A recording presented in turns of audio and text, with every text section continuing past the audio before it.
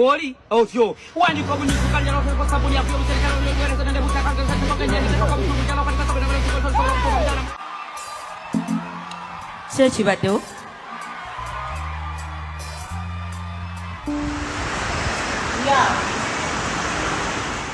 Mukyala Babby ku One Love Beach yekoze obusoosolo mu katambi akatambi kakoze ku mukutu ogwa TikTok akagetize viral wali wonna ensonga ate n'eddoboozi munnange erya Lema Namakula eryatinta ennyo wali nga ali ku kivulu kya David Lutalo lyongedde munnange ate okukwatayo era nga nina TikTok wuuyo amaaso munnange akanula bitya wali wonna naye nga ali ku ddoboozi erya Lema Namakula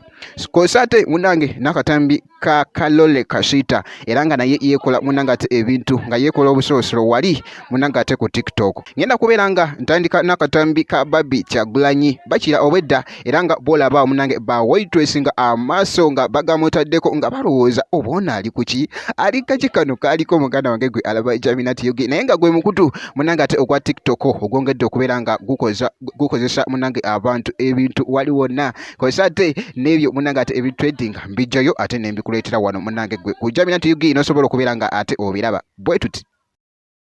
Koli otyo wandi ko bunyi kukanja no ko sabuni ya kwa serikali ndio ndio butaka kwa sababu kwa njia kwa mtu kujala kwa sababu Anaya tikovula go banda. oh why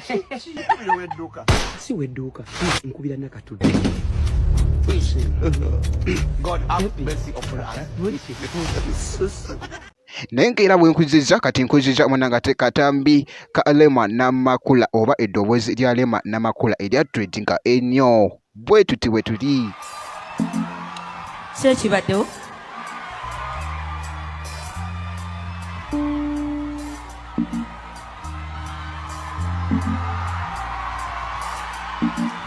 obadde amanyi ndi n'abantu bakulu beddiringa nabo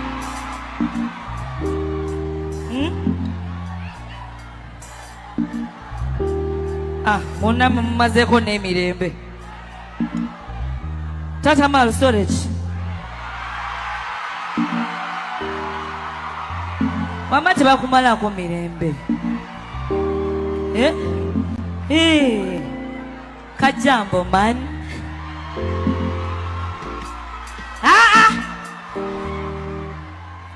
tugende kukiddako kakati ngate esaidiyo ngate nga nfuddeyo ngenda kubeera nga nsembyayo n'akatambi ka Kalole Kasita omuyimbi Kalole Kasita wali wonna engeri gy'abadde yeekolamu ebintu bitya bwe tuti make sure nti n'osubscribinga wobeera nga tonnaba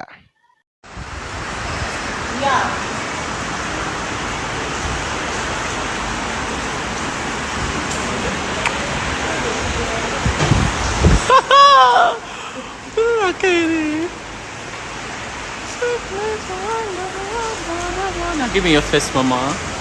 Close your eyes. And now you're white.